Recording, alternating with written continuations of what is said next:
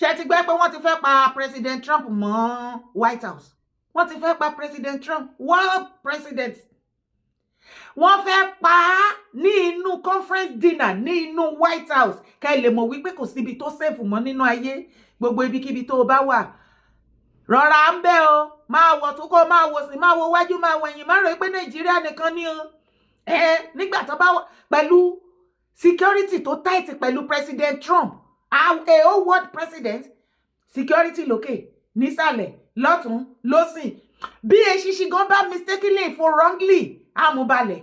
Síbẹ̀, àwọn èèyàn sì rí àyè penetrate láti lọ fẹ́ pa President Trump ní inú White House.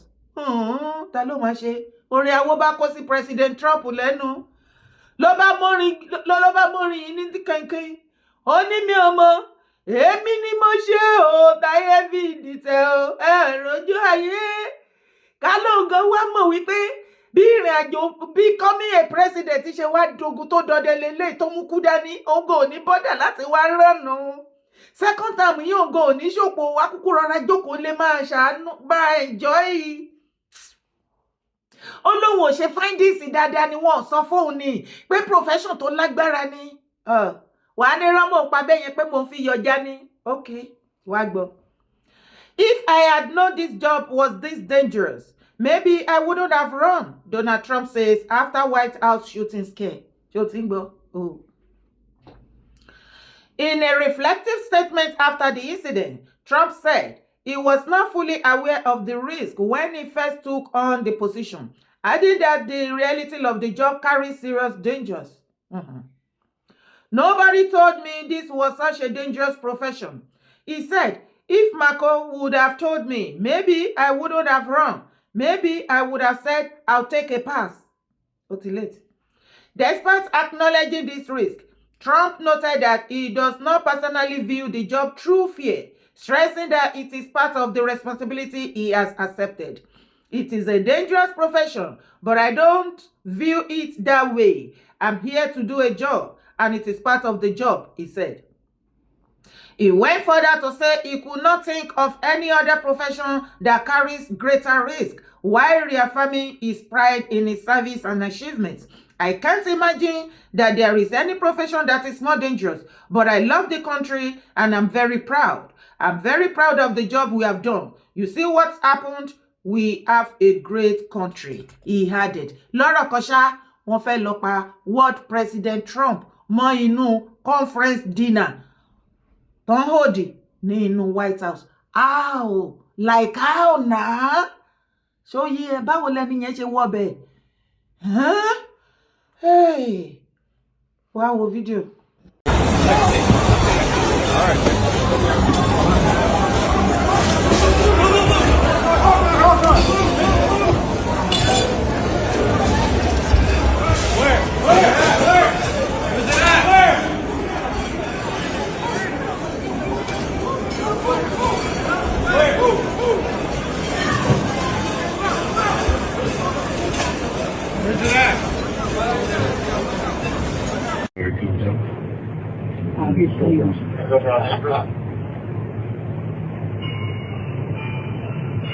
Shall I post it as soon as he passed down? 18, go for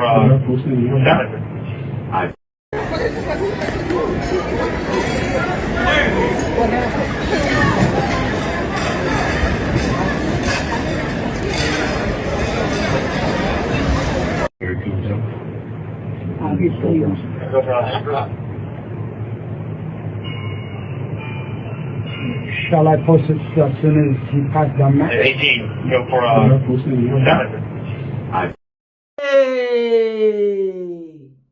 Ẹ gbà wá, ẹ dúró ná. Tí wọ́n bá tètè púùlù President Trump sẹ́yìn tó lọ fìdí jálẹ̀. Tí kinní yẹn tó wọlé. Ẹni rẹ̀ lọ nìyẹn o. Àwa di condolence messages. Gbogbo social media wá lana. Ọ̀tá Trump kú, ọ̀tá Trump kú. Hey, a whole world president. Ẹ kàn imagine nínú conference kinní dinner wọ́n bẹ̀ nínú White House o, ní inú White House. báwo lẹni yẹn ṣe rí àyè penetrate wọbẹ̀ kẹ́ lè má mọ̀ wípé ilé ayé kò síbi tó safe má jẹun pa ẹ́ o. dó wọn tí sọ síta wọ́n ti mú ẹni náà ṣùgbọ́n wọ́n ti sọ bí ẹni yẹn ṣe jẹ́ báwo lẹni náà ṣe rí àyè wọbẹ̀. It could be one of their workers o nínú house ibẹ̀ o because báwo lẹni yẹn ṣe fẹ́ wọbẹ̀ tí wọ́n rí kankan lára ẹ̀ tí kò sí I don't understand like ṣé ká ní wọn púùlù President Trump bẹ́ẹ̀ wọ́n tọ́kùlá náà nìyẹn wọ́n tẹ lọ nìyẹn. àwa máa kọ́ àwọn padé létí odò ẹsẹ̀ áńgẹ́lì tí odò dídán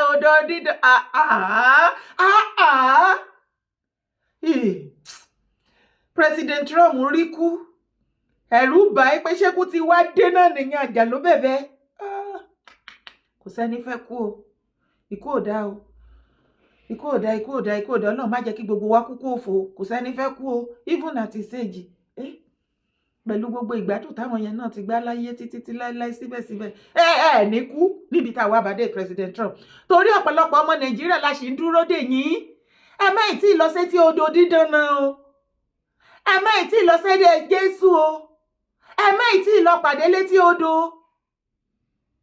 ẹ má ì lọ ẹ bá wa sọ fún President Trump kó má ṣeré lọ sétí odò kankan kó má pàdé odò dídán kankan o àìmọye Nigerians ló jẹ́ wípé hope wa tó máa gbà wá lọ́wọ́ jihadist báyìí àwọn láro ìgbà tó bá ti wá mú wọn balẹ̀ ó tán ní gbogbo nǹkan tó ń rùn lẹ̀ ló bá tán ṣe ti wá rí wípé kò sí ibi tí ò sí insecurity báyìí it's all over the world kọ́lọ́n kó ṣàánú wa ni ó kàn jẹ́ pé ó pọ̀ jù kan lọ ni o báwo ni ẹni yẹn ṣe penetrate wọnú White House that is my own number one concern. Trump bàbá ní bàbá bá ráro ó bá bẹ̀rẹ̀ àròyé mo rò pé àwọn náà jókòó wípé káníkì níyẹn wọn tètè púùlù wọn ni àwọn náà tẹ́ lọ nìyẹn o bàbá ó ní àwọn bá kó sí bàbá lẹ́nu kó tó bàbá ní èmi ò mọ̀ pé iṣẹ́ president yìí ó lágbára ó dangerous ká ní màkó ti sọ fún mi tẹ́lẹ̀tẹ́lẹ̀ mi ò ní padà rírọ́nù máa rọra pass by ni ṣùgbọ́n níbi tá a bá dé yìí náà iṣẹ́ ni oore ni ibi ẹlé wọn dé yìí náà oore ni ìwọ̀nba iṣẹ́ táwọn náà ti ṣe àwọn náà dúpẹ́ orin àwọn kó sí bàbá lẹ́nu oníkàláwọn mọ̀ ní láyé àwọn àgàgà ká ní Màkó who is this Màkó adviser wọn ló máa jẹ́ nìyẹn o ká ní Màkó ṣàlàyé délé pé iṣẹ́ tó fẹ́ lọ tọrùn bọ̀ yìí iṣẹ́ ikú ni yóò lẹ́ẹ̀mí lọ bóyá òun bá ti má òun á rọra wà ká páàsì ni kò ní sí ọ̀rọ̀ President Trump kankan ẹ̀ẹ́ra máa bára yín pò ó ṣùgbọ́n níwẹ̀ wọ́n ti gbà wọ́n sì ti wọ̀ ọ́ ná ìwọ̀nba èyí tán ti ṣe náà great ni ṣé o ti gbọ́ ẹ jọ̀ọ́ nítorí Ọlọ́run ibẹ̀ ní kọ́kọ́ là ń lọ mo ń tẹnu mọ́ nǹkan kan lẹ́nu ọjọ́ mẹ́ta yìí wípé àṣírí tẹ́ bá gbọ́ àṣírí Nigeria as a country òun ni wọ́n pè láṣírí there are so many secrets that compiled together tí wọ́n fi fọ́ọ̀mù Nigeria àti ẹ̀wà mọ́bí tí Nigeria gan belongs sí àti ẹni tó ní Nigeria ó ṣókùnkùn sí gbogbo Nigeria citizen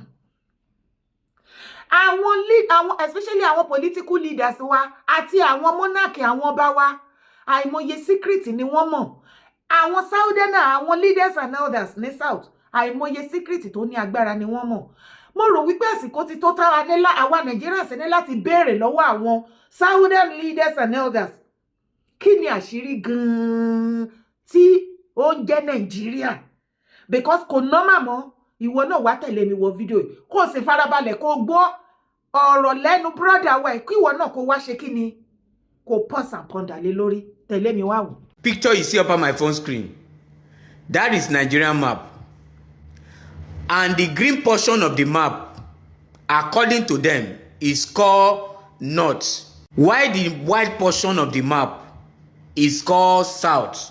And the shocking part is the white part is being divided with 3 regions. They divide it to 3 regions, which is southwest, south, and southeast. Now the northern now take the remaining portion of the country to themselves. Now, if Igbos Yorubas, Edo Bini, Middle Belter did not see anything wrong with this map. That means something they do us somehow. That means the Northerners, they really use juju for us and they work. Now the annoying part is how people wey no dey educated like me go dey use other people head. Imagine the region that is always outdated is the one detecting and sharing the country to educated and smart people. Now Igbos are smart, Yorubas are educated, South they are smart and strong, Middle Belter are warriors. So how come some group of people for Nigeria who they thought say they no dey educated, na them come dey cheat us? For those of you that did not understand me, for example, this circle that is up on my phone screen, let's say it's a cake. They now said different group of people should share it.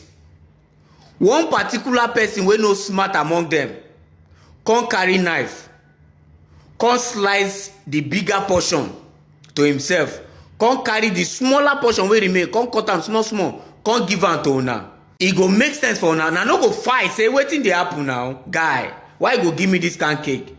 But do you know that is what northern people do? And southeast, southwest, and middle belt especially, they keep quiet. And they don't dey inside this thing for long. They enjoy the sufferness where they dey for long. Now the funniest part is, despite the small portion where they can't give southern region, which is southwest, southeast, south. Now see that small portion, they provide the highest share, which is money, and na that same money that they use build the green parts, which is called north. Now this same north take everything to themselves, all the land, everything, but still the mineral and everything is still being taken by them. The economy of the country is being taken by them. When Igbos don't do business, the gain where they there, still they go back to north. When Lagos provide, generate money, big money and all of that, they no go use that money repair Lagos. That money, if they want share and the highest share, still they go back to the green parts, we take the highest share of the land to themselves. So that means individual Nigerians are left with nothing. Northern and don't collect everything. So till date, I still wonder how northern people, the elite, manage to use our head to this level, right from old century to 21st century. They still they use una head. Until date, many of una no still they see the mistake where they happen for the country. Many of una know they see the wrong thing. Una still they take am as e be. Now this map, does it make sense? If ṣé ń gbọ́ àlàyé brother wa yẹn, mo rò wípé àsìkò ti tó fún àwa south láti béèrè gangan lọ́wọ́ àwọn leaders and elders wa ń bẹ̀ wípé kí ni àṣírí gan tí wọ́n mọ̀ táwa ò mọ̀. Kí ni nǹkan tó ń pè ní àṣírí tí wọ́n pè ní Nàìjíríà? Yes, àṣírí wà tí àwọn political leaders wa àgàgà àtàwọn lọ́balọ́ba, àwọn political obas tí wọ́n mọ̀ tó ṣe ń ṣe kúnbẹ́kúnbẹ́ lábẹ́ northern. It is no more normal. Kò normal, kò make sense mọ́. Kò make sense mọ́. Economically, southern ni. Educationally, na the southern. Commercially, na we still dey there. Ìkọ̀ ìyókò tí àwọn northern máa believe pé àwọn produce inú Nigeria is politics. Àgàgà àwọn tí bá sọ wípé northern, I am referring to the Fulani Caliphate in the Sokoto. Àwọn ni wọ́n believe wípé when it comes to politics, gbé fún kò sí ẹni kò sẹ́lẹ́gbẹ́ wọn nínú Nigeria. Àwa Yorùbá race, ìran ọmọ kóòtù, ajíire, ẹ wálé, ẹ gbọ́mọ tinú yín, ẹ wẹnu lẹ̀kẹ́ wẹnu ọkọ, mo ní kẹ́ má ṣọ̀tẹ̀ jù lásìkò yìí kí ọ̀tẹ̀ má bàa tẹ̀ wá rí. Tá a bá ṣe ọ̀tẹ̀ jù àti àbòsí jù, nǹkan tẹ́ máa bá lẹ́yìn ẹ̀ á kọjá agbára yín. Ẹ ṣe ẹrú for life, ẹ jẹ́ la ojú inú yín kẹ́ ẹ mú ọ̀tẹ̀ tó wà bẹ́ẹ̀ kẹ́ ẹ yọ kúrò kẹ́ ẹ lè ríran kẹ́ ẹ lo opportunity tó wà lẹ̀ kẹ́ ẹ fi jára yín gbà lọ́wọ́ àwọn northerner because babala opportunity lèmi rí tó wà lẹ̀. I am talking to southerner, especially our leaders, our political leaders and our political monarchs. Tí ó bá wá jẹ́ bẹ́ẹ̀, báwo ni ìran darandaran tí wọ́n wà educated, èyí tó náà wà educated nínú àwọn Fúlàní gangan pàápàá, wọ́n lè relate with like a normal woman being. Tó bá ń wíru, wọ́n máa wíru. Wọ́n máa sọ̀rọ̀ woman being. Fúlàní, educated Fúlàní tó pèrè ní politician, a máa sọ̀rọ̀, wọ́n máa sọ̀rọ̀ woman being, àwọn a máa sọ̀rọ̀ nípa cow. Can't you see Fúlàní defending cow? Boo! Malu in the house. Telling the whole Nigerian in the house, wípé Malu is part of Nigeria citizen. Ẹ gbà mí, báwo ni àwọn ẹ̀yà yẹn ṣe wá jẹ́ pé àwọn non-dominate ẹ̀yin tẹ́lẹ̀ lọ́pọlọ tẹ́ kàwé, extremely intelligent, brave. Gbogbo quality pátápátá lẹ ní, both home and abroad. And you are still the southerner making one Nigeria to be one Nigeria outside. You are the one promoting it. Báwo ni ẹ ṣe ṣe? Báwo lẹ ṣe rìn? Èèwọ̀ wo lẹ́yìn southerner leaders and elders tẹ́ ẹ jẹ́? Tí àwọn ìran ajímu ìtọ̀ màálù láàárọ̀, ajífìtọ̀ màálù wẹ̀rí tí wọn kì í kàwé tó jẹ́ pé inú igbódégbó wọn nílùú wọn níran wọn ní history. Àwọn ni wọ́n wá gbọ́pọlọ lọ́wọ́ yín tó wá fìyín báyìí, tó fìyín báyìí, tẹ́ ẹ̀dẹ̀ rí ìkọ̀kọ̀ ṣe tẹ́ ìṣe bí dìdìrín. Ṣé kò tó àsìkò fún àwa southerner láti bẹ̀rẹ̀ lọ́wọ́ àwọn political leaders wa? Enough is enough. Àwọn aráàlú ní south ẹjẹ́ àdìde, ẹjẹ́ àgbọ́mọ́tinú wa. Mo rò wípé ó ti ń súnmọ́ àsìkò ta ní láti fèsì gbogbo àwọn southerner political leaders wa àti àwọn ọba tó jẹ́ politicians nínú wọn. Torí there is a secret, very powerful one, tó hàn sí wa tí àwa ò mọ̀. Bóyá wọ́n ti ta Nàìjíríà, bóyá àwọn political leaders wa, bóyá wọ́n ti gbowó wa lọ́wọ́ àwọn Fúlàní, bóyá àwọn Fúlàní, àwọn Islamic country, wọ́n ti sanwó ẹ̀mí wa fún wọn tó já sí wípé kì í ṣe ara Nàìjíríà mọ́, àlejò la jẹ́ ń bẹ̀. Because that is the only thing tí mo rí tó ń ṣẹlẹ̀ sí South. Fulani people are treating the southerner like a stranger in the same country that belongs to every one of us. And southerner leaders and elders has never seen anything wrong in this thing. No, ó ti ń bá fún mi báyìí. Ṣé kò ti tó àsìkò tó yẹ ká pe àpérò? Nǹkan kan ti ń ṣẹlẹ̀ láàrin yẹn. Àbí kí ló ní mo sọ? Kò make sense. Kò make sense mọ́. Ibẹ̀ ni kọ́kọ́ là ń lọ. Ṣé o ti rí fídíò tó ń jà rìnrìn nísìnyí? Okay. Bí ẹ̀yin tẹ́ wà nínú Nàìjíríà bẹ̀rù bá ń bà yín as a Nigerian citizen, tí ẹ lè sọ̀rọ̀, tí ẹ̀rù ń bà yín tí àwọn Nigeria politician tó ti kó wa láyà jẹ, òyìnbó mọ̀ bá wa tú àṣírí nǹkan tó wà nínú Nàìjíríà, àwọn àṣírí tí gbogbo wa fẹ́ mọ̀, wọ́n mọ̀ bá wa tú. Ṣé o ti gbọ́ nípa fídíò tó ń ṣẹlẹ̀ lọ́wọ́? Tẹ̀lé mi tó wá gbọ́ jàre. The South fell in 1970. Since then, power has stayed in the North by design, the caliphate. The current constitution, imposed by northern military dictator, mentions Sharia in Islamic terms 165 times. Christianity, 0. At least $9 billion a year in blood minerals are looted mainly by China, paying jihadis and corrupting military and political officials. It was President Goodluck Jonathan in his living room that leaned in and informed me about that. I know a lot of people there. I've been there a lot. Most of this is firsthand. Some key people that have been involved in this. Barack Obama unleashed the current genocide. In 2010, my first trip, Nigeria had an accidental Christian president, Goodluck Jonathan. Booming economy, only nation on earth where radical Islam was being pushed back. No slaughter, hardly any displaced people, just from random stuff. Northern warlord challenged, Muhammadu Buhari, publicly called for Sharia law across Nigeria and globally. Boko Haram chose him to mediate with the government. Tinubu helped get him in office, the current president. David Axelrod was his campaign advisor. Obama blocked U.S. counterterrorism support to Jonathan, blocked other nations from helping. Jihadists flooded in from North Africa, villages massacred, millions displaced, raped, enslaved, kidnapped, churches burned. Buhari ran on ending the insecurity. It only got worse. Another person, the Sultan of Sokoto. He's like Pope and King to 108 million Muslims. Dan Fodio's 20th generation successor. He was a Nigerian general deployed to Pakistan and Afghanistan during the War on Terror when we captured Nigerian fighters alongside Al-Qaeda and the Taliban. He returned and assumed the throne in 2006, and international terror tactics and organizations appeared soon after. He has never decreed an end to the killing or mineral looting in his domain, but he's called social media a terror organization. In 2025, he publicly supported the push for Sharia in traditionally Christian southern states. Àlàyé tó yí wọ́n ṣe nu fídíò ìṣòyí ẹ tó bá yí ẹ wàá rí wípé ní ìgbà ayé Buhari regime tó wà lórí ìjọba àti president ìgbà yẹn gangan ni wọ́n ti fẹ́ declare Nigeria as an Islamic country tí wọ́n dẹ̀ ti fẹ́ declare Sharia. Wọ́n fẹ́ declare Nigeria as a Sharia country. The same story tó ń gbọ́ ní inú fídíò yìí, Mark Arnold, àrọ́mọdọ́mọdọ́mọ Usman Dan Fodio tó pa Shio ní North láti Islamize wọn bẹ̀ by fire by thunder. Tó fipá bá wọn sùn, tó pa wọ́n, tó bá ti join Islam.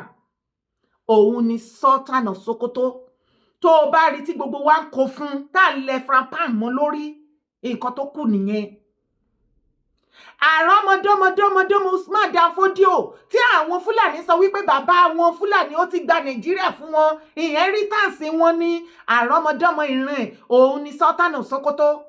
Bí iṣẹ́ tí bàbá ẹ̀ ṣe ní North bó ṣe máa ṣe sí gbogbo Nàìjíríà tí Nàìjíríà tá wá kó papọ̀ tá fi sí abẹ́ Sultan tóun á wá jẹ prime minister. Officially wọn ti declare as a prime minister, ṣùgbọ́n ìwọ àtẹ̀mí mọ̀ pé ó wà lára àwọn tó pàṣẹ Nàìjíríà. Ó ní gbogbo nǹkan tí wọ́n ṣe yìí. Tó bá wá rí ẹ̀yin mùsùlùmí ilẹ̀ Yorùbá tá sọ fún yín wípé níbi tá ẹgbẹ́ ẹ̀sìn mùsùlùmí dé tó dé yé yín dé, àwọn àṣírí kankan tí ń jáde ńbẹ̀ tí ò yé yín tẹ́lẹ̀ tó ti yé yín nísìn. Ẹ ṣùsì olórí láàrin yín ẹ ti tó dá dúró. Ṣé èpè ni? Ṣé dandan ni kẹ́ ṣá forí sábẹ́ Fúlàní ni? Politically ẹ forí síbẹ̀. Religiously ẹ tún kọrùn bọ́bẹ̀. Ṣé wọ́n fi ṣe yín ni? Ṣé ẹ tí wà níbi tẹ́ ẹ gbọ́ kéwúdé tẹ́ ẹ ka kéwúdé tẹ́ ẹ gbọ́ Arabic dé ẹ wá tí ní olórí kan pàtó tó máa dúró gẹ́gẹ́ bí Sultan náà ṣe jẹ́ olórí ẹ̀sìn mùsùlùmí ní North kí ìyẹn náà jẹ́ ti bẹ́ẹ̀ nílẹ̀ Yorùbá tó já sí wípé no matter what anything nípa ẹ̀sìn mùsùlùmí ẹ nídìí láti ṣe lọ máa bá Sultan ó ń declare ìgbà àwẹ̀ ní ìgbà ìtúnu àwẹ̀ yín lẹ́ máa ṣe nǹkan yín bó ṣe wù yín. Ẹ fìfẹ́ kún. Ẹ má ṣe bí àwọn ṣe fẹ́ ṣe torí wípé ẹ̀yin mùsùlùmí ilẹ̀ Yorùbá ẹ̀yin ṣe ẹ̀sìn gẹ́gẹ́ bí ìgbà tí Kristẹni ṣe ẹ̀sìn ni. Ṣùgbọ́n ẹ̀sìn tí Sultan of Sokoto àtàwọn àǹkó ẹ̀ tí wọ́n ṣe kì í ṣe bí normal ẹ̀sìn. Wọ́n kàn fi sí abẹ́ ẹ̀sìn ni. Nǹkan tó fẹ́ ṣe gangan ni pé kí gbogbo Nàìjíríà torí ó ní bàbá àrọ́mọdọ́mọ bàbá Sultan of Sokoto Usman Dan Fodio ó lóun ló ní Nàìjíríà. So tó bá ti Islamize Nàìjíríà wọ́n wá kó gbogbo Nàìjíríà sí abẹ́ Sultan. Lọ wo nǹkan tó ń ṣẹlẹ̀ ní Iran tí wọ́n fi pa Ayatollah tó fi dogun lẹ́ni bí wọ́n ṣe live bẹ́ẹ̀ náà ni ẹ̀yin gbogbo Nigerians bó ṣe máa live nìyẹn. Ìgbésí ayé ìkorò ìbànújẹ́ kó má bíyàn kó má wálé ayé ó bẹ́tà kéèyàn jókòó sọ́run kó má bíyàn rárá kó má wálé ayé ju kéèyàn gbé ìgbésí ayé Iran. Ẹ̀yin ìran Yorùbá ẹ̀yin tó jẹ́ wípé mùsùlùmí àárín wa tẹ́ bá jáde àtọkùnrin àtobìnrin ẹjọ́ máa ń kọ́mọ lùbọ́ sàlámà lẹ́kọ́ o wàràmọ́túláì wà bárakàtù ní o gbogbo ẹ ní o ẹ múra ẹ dùn ẹ look nice ẹ ṣe gbogbo ẹ ẹjọ́ bára yín ṣe àtọkùnrin àtobìnrin ẹjọ́ bára yín ṣe tẹ́ ẹ bá ti gbà tí irú nǹkan bẹ́ẹ̀ yẹn ṣẹlẹ̀ ìgbà yẹn lójú yín máa tó là á ti wá létí fún yín láti sọ wípé àmọ́ pé bó ṣe máa rí leléyìí òun la ṣe ń kọ orin yẹn sí yín létí lójoojúmọ́ ẹ̀yin rò wípé bóyá somebody like me bóyá à ń gbógun ti ẹ̀sìn Islam rárá o. Ewu tó wà nú ẹ̀ tí ò yé yín àbí tẹ́ ẹ rí tẹ́ ẹ mọ̀ torí ẹ fẹ́ ṣàbòsí àti ọ̀tẹ̀ òun làwọn á spẹ́ẹ̀lì fún yín torí tó bá délẹ̀ tọkọ ẹ má sọ wípé ẹ ò gbọ́. Láti ìgbà Buhari tó bá lísì sí fídíò yẹn dáadáa láti ìgbà Buhari òun ni wọ́n ti fẹ́ Islamize Nàìjíríà tó dẹ̀ fẹ́ declare Nàìjíríà sí Sharia country because gbogbo owó tí wọ́n kó fún àwọn sheikh chief imam gbogbo wọn tó ń sá lọ bá wọn bẹ̀ tí wọ́n kọ́ mosque káàkiri tí wọ́n bẹ̀rẹ̀ sí ní brainwash gbogbo àwọn ọmọlé kéwú ní nǹkan burúkú tó ń kọ́ wọn ní jihadis at everything.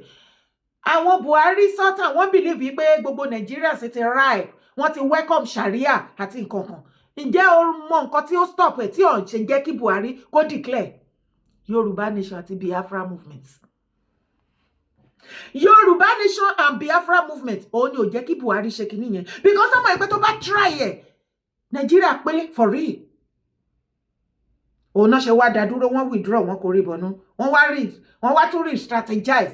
Òun náà ṣe wá mú ọ̀rọ̀ ti bàbá Tinubu, wọ́n ti rí pé desperation bàbá Tinubu pọ̀, òun ni wọ́n ṣe jókòó pé bírípọ́tọ́ wọ́n yí pé ok nígbà tó ti rí bẹ́ẹ̀ yẹn ẹjẹ́ àti ìbọ̀ ṣe bóyá ó fẹ́ jẹ president dandan ẹjẹ́ àsọ fún kó Islamist Nàìjíríà, wọ́n á dẹ̀ pé sí meeting ṣe bó ti gbọ́ oríṣiríṣi iná dáná tó ti bọ́ síta pé kò ń ṣe nǹkan tí Tinubu promise wọn lórí ticket Muslim ticket òun ló débẹ̀ tó ń ṣe, òun ló ṣe rí tí inú bí àwọn Sultan gbogbo ogun tó orí tó ń ja Tinubu àti ìjọba wọn ní northern part of Nigeria iṣẹ́ ọwọ́ àwọn Sultan of Sokoto ni, àwọn Caliphate tó ń gbọ́ nínú fídíò yìí ni.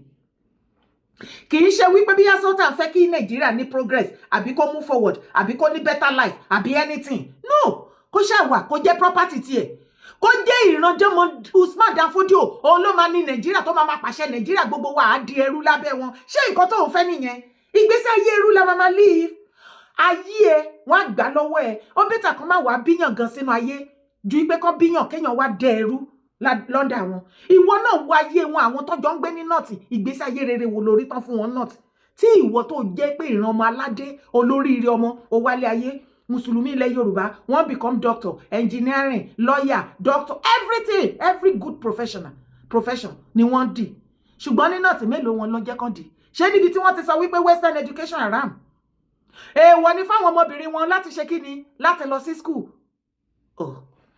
Ẹ tí ì rí nǹkan kan, ẹ jẹ́ má jẹ́ kí àbòsí pa wá. Mò ń sọ fún Yorùbá, mo ní ẹ̀fọ́ tẹ́lẹ̀ ìgbà tẹ́ bá ń ṣe á máa dùn mọ́ yín àbí bọ̀ kò ń pẹ́ ṣe rí tó bá yí bírí níṣẹ́jú kan báyìí ọ̀tẹ̀ á tẹ yín, ẹni yẹn á tẹ́ láyé á tẹ́ lọ́run títí tá fi kú, á tún wá tẹ̀ rí. Ẹ yàgò fọ́tẹ̀, ẹ jẹ́ àfẹ́sì reality, ẹ jẹ́ àdú ilẹ̀ bàbá wa, ẹ jẹ́ àsẹ́ẹ̀fù Yorùbá race.